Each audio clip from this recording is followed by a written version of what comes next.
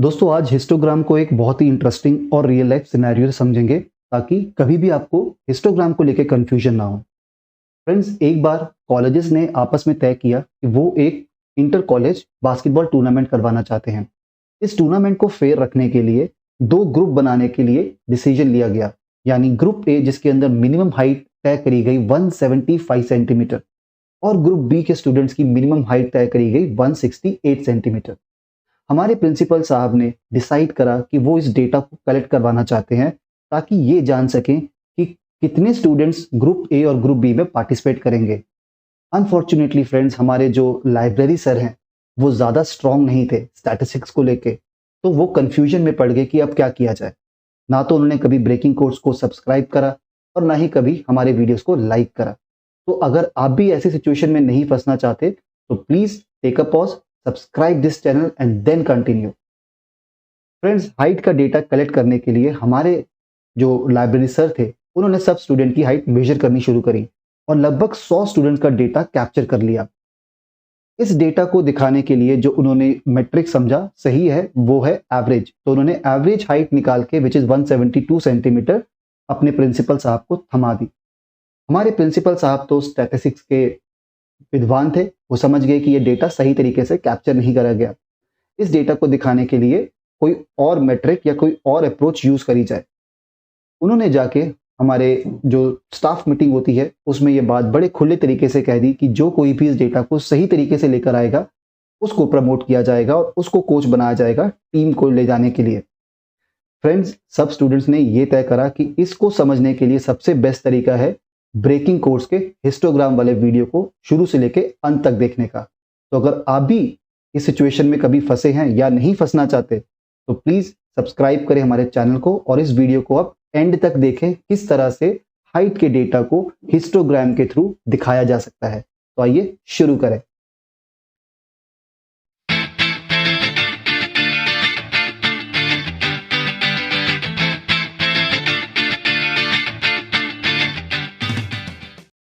दोस्तों, हमने हिस्टोग्राम का जो कॉन्सेप्ट है वो हमारे 7QC टूल के अंदर जो वीडियो हमने बनाया था उसके अंदर बहुत अच्छे से क्लियर किया है।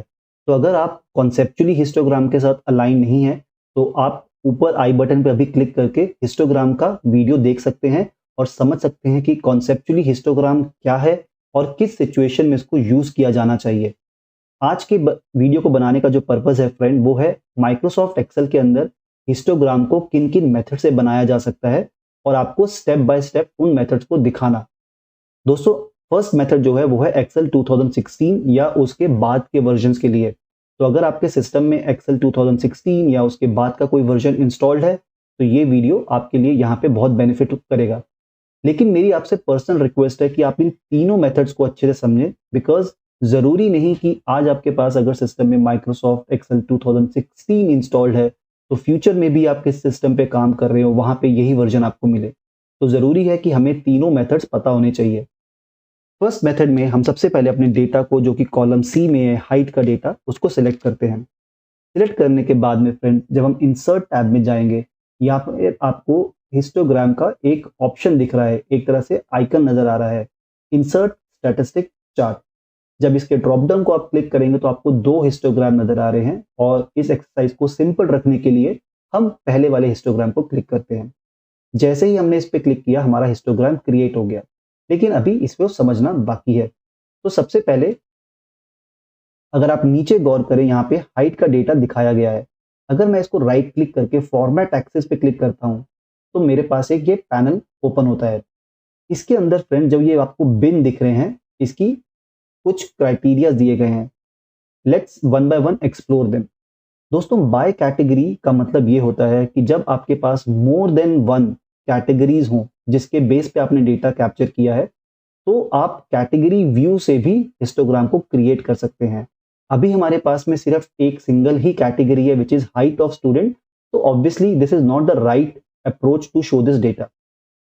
सेकेंड ऑप्शन जो है वो है ऑटोमेटिक, विच मीन्स एक्सेल अपने आप से जो बेस्ट अप्रोच या बेस्ट विजुअलाइजेशन मेथड होगा वो डिसाइड करेगा और आपके डेटा को प्रेजेंट करेगा।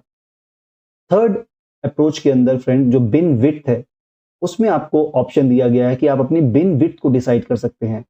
अभी करंटली जो आप सिस्टम पे देख रहे हैं, बिन की जो विड्थ है वो लगभग 3.3, विच मीन्स हर बिन के अंदर, हर बार के अंदर में लगभग 3.3 डेटा रेंज को कैप्चर किया गया है।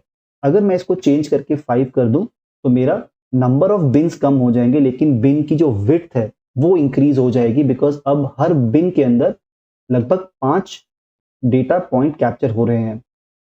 नंबर ऑफ बिन्स का मतलब दोस्तों ये है कि आप अपनी नंबर ऑफ बिन्स को डिसाइड कर सकते हैं कि कितने बिन होने चाहिए। तो अगर मैं अभी 5 आप देख रहे हैं स्क्रीन पे, अगर मैं इसको करके 10 कर दूं तो ऑब्वियसली मेरे बिन की विड्थ कम हो जाएगी, लेकिन I would get a histogram जहां पे ज्यादा बार्स दिखेंगे मुझे। ओवरफ्लो बिन का मतलब ये है कि यहाँ पे आप एक वैल्यू डिसाइड कर सकते हैं और उसके ऊपर अगर कोई डेटा पॉइंट आता है तो वो उन सबको कलेक्ट करके एक साथ शो कर देगा। दोस्तों अगर मैं इसको अभी 170 कर दूं और मैं अगर इस पे क्लिक करूं तो आप देखेंगे 170 के ऊपर की जितने भी डेटा वैल्यूज आ रही हैं वो सारी एक पर्टिकुलर बिन के अंदर आ गई, that is greater than 170। Similarly दोस्तों अगर मैं अंडर फ्लो बिन को 160 पे डिसाइड कर दूं तो मेरे हिस्टोग्राम के अंदर जितनी भी वैल्यूज 160 से कम आ रही हैं वो एक तरह से सिस्टम के आपके ग्राफ के 160 वाले बार के अंदर दिखाएंगी। अभी क्योंकि मिनिमम वैल्यू ही 163 है दोस्तों तो वो शो नहीं कर रहा, लेकिन अगर मैं इसको 170 कर दूं तो आप देखेंगे सिमिलरली लेफ्ट साइड में 170 से नीचे के जितने भी डेटा पॉइंट्स हैं वो एक ही बार में आ गए हैं। आई होप आपको ये बिन्स की अंडरस्टैंडिंग बहुत अच्छे से क्लियर हो गई होगी। तो दोस्तों ये था हमारा हिस्टोग्राम इन एक्सेल 2016। मैं इसको मॉडिफाई वगैरह करने के ऊपर अभी टाइम स्पेंड नहीं करूंगा, बिकॉज वो एक बहुत ही लेंथी वीडियो हो जाएगा और ये एक एक्सेल का वीडियो नहीं है, बट आई एम एज्यूमिंग कि आप बेसिक फॉर्मेटिंग कर सकते हैं। जस्ट आप इसमें डेटा लेबल अगर डाल दें तो आपको क्लैरिटी मिल जाएगी कि किस बिन के अंदर में कितने डेटा पॉइंट कैप्चर हो रहे हैं, और अगर आप इन सबका टोटल कर लें तो ये वापस 100 डेटा पॉइंट्स ही बनेंगे।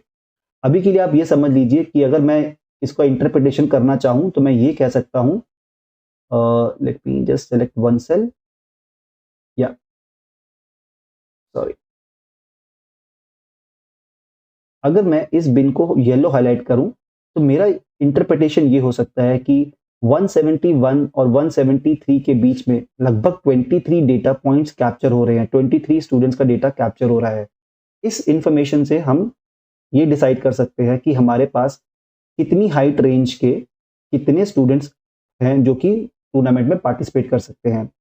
दोस्तों अगर आगे चले और सेकंड मेथड को एक्सप्लोर करें, which is data analysis tool pack.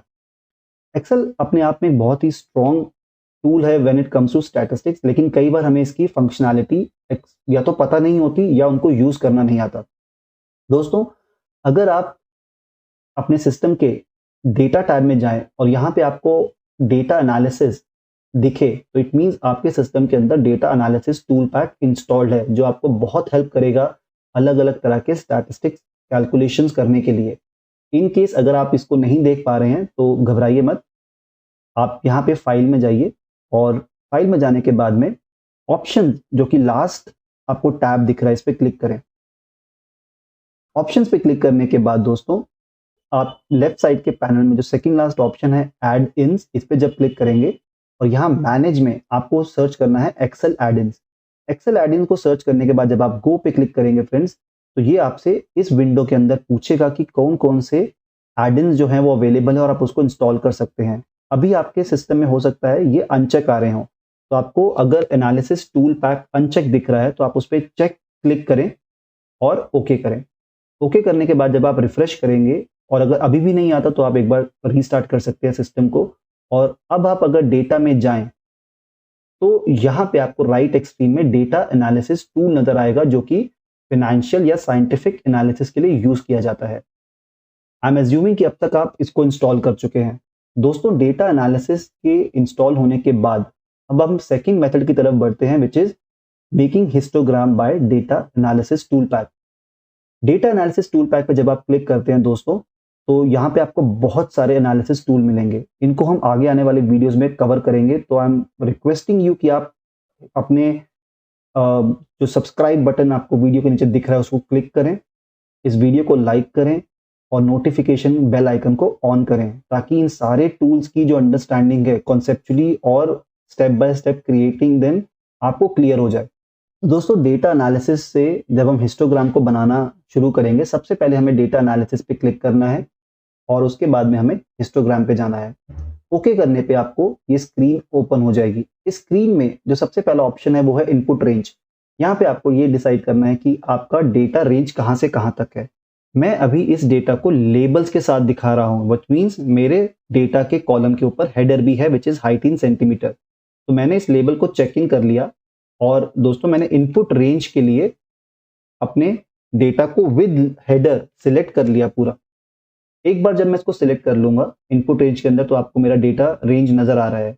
Output range का मतलब है कि आप कहाँ पे अपने हिस्टोग्राम को दिखाना चाहते हैं, न्यू वर्कशीट पे या फिर न्यू वर्कबुक में या फिर इसी ही शीट के किसी स्पेसिफिक एरिया पे। अभी के लिए हम अपनी इसी स्क्रीन पे आउटपुट चाहते हैं, इसलिए मैंने आउटपुट रेंज को सिलेक्ट कर रखा है। Let's see where this histogram will be displayed. तो मैं ये चाहता हूं कि मेरा हिस्टोग्राम यहाँ पे डिस्प्ले हो जाए।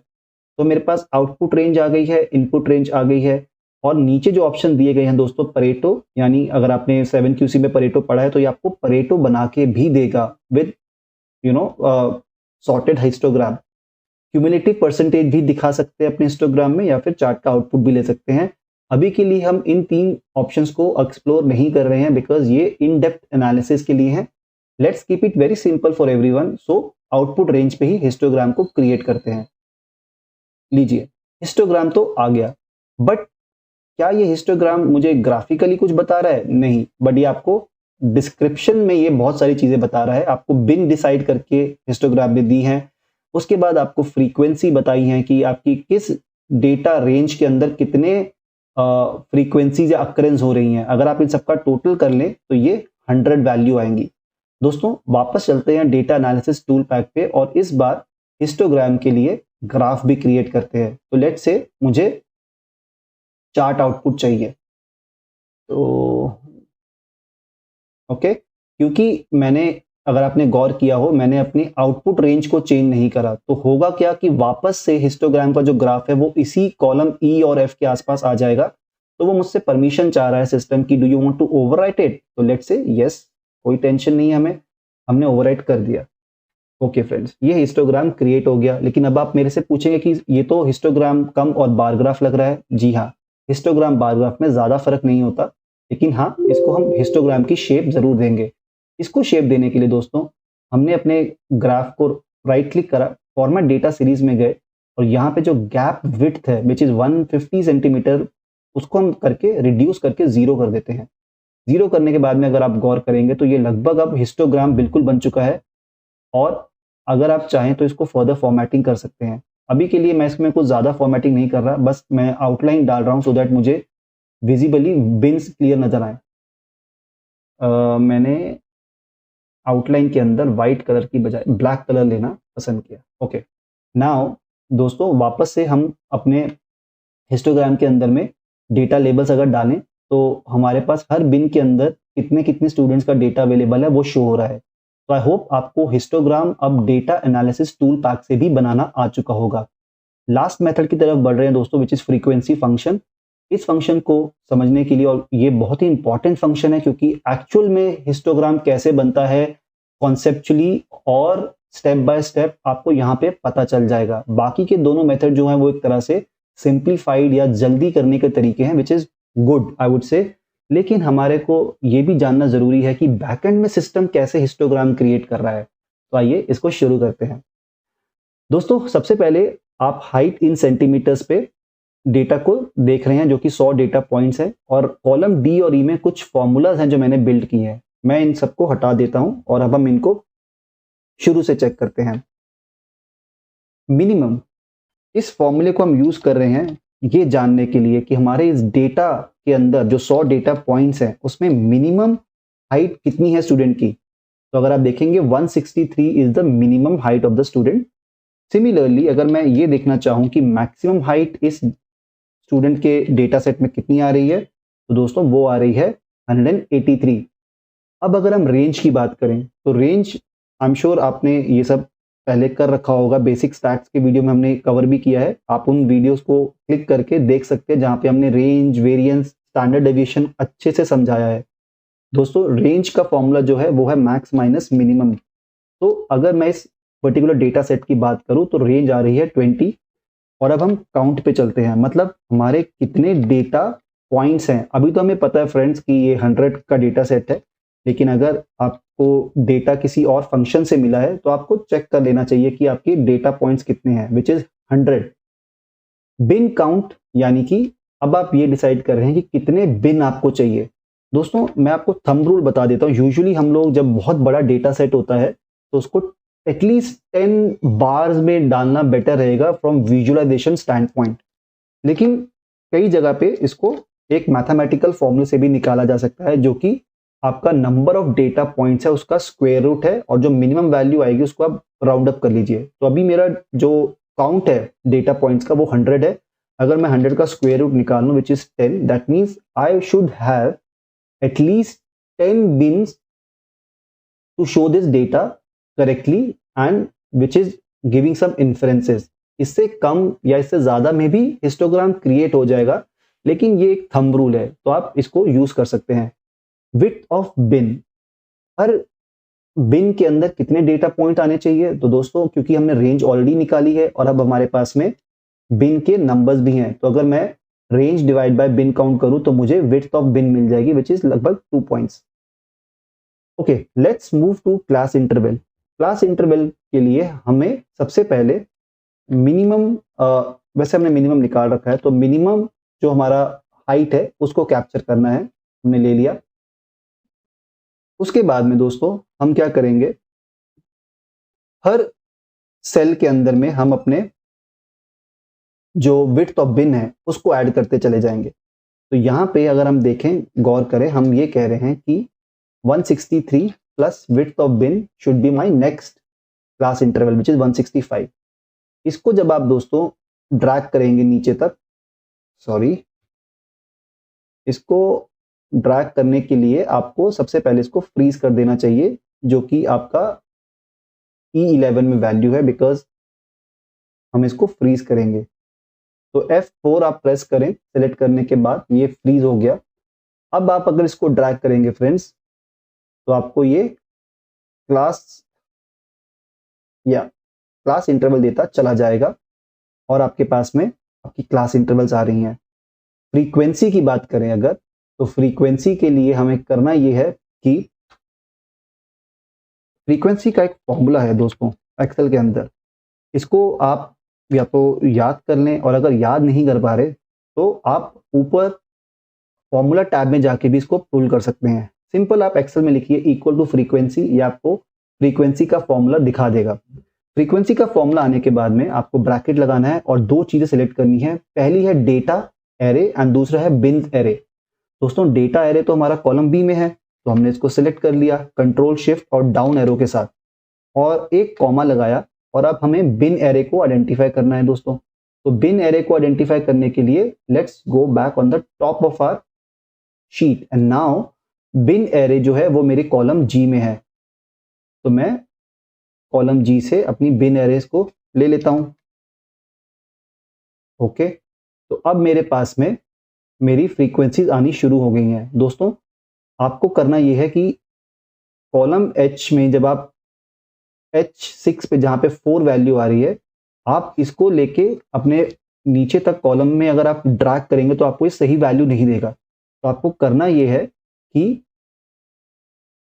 इसको सिलेक्ट करें, फॉर्मूले पे जाएं, फॉर्मूला बार में लास्ट में कंट्रोल शिफ्ट और एंटर प्रेस करिए।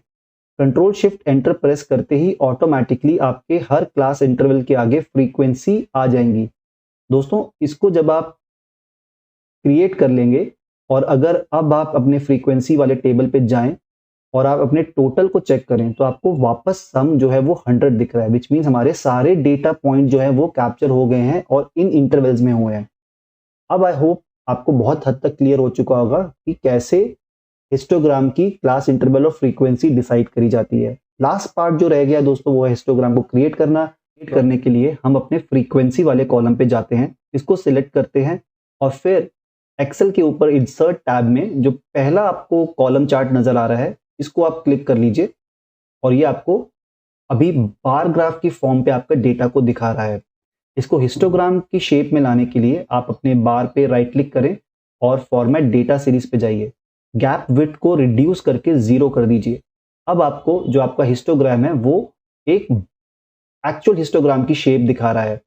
दोस्तों, आप इस पे चाहें तो फॉर्मेटिंग और बहुत तरीके से कर सकते हैं, लेकिन अभी जो इस वीडियो का पर्पस है वो टू बी ऑनेस्ट ये नहीं है कि हम इसको कैसे सुंदर बना सकते हैं, बल्कि इसको जानना ज़रूरी है कि कैसे हिस्टोग्राम क्रिएट किया जाता है। फिलहाल इसको राइट क्लिक करके हम ब्लैक आउटलाइन कर देते हैं। एक और चीज़ जो हमें अभी करनी चाहिए वो ये है कि जो नीचे आप अगर नोट करें तो यहाँ पे बिन्स के नंबर आ रहे हैं।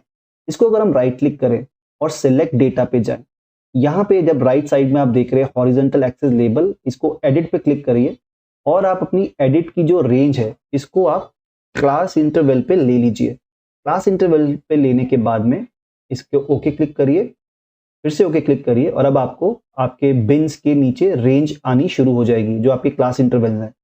लास्टली इस पे आप डेटा लेबल्स ऐड कर सकते हैं। अगेन ये आपको ये बता देगा कि हमारे कितने स्टूडेंट्स जो है उनकी हाइट जो है वो let's say 173, 175 and different height में कितने कितने स्टूडेंट फॉल कर रहे हैं।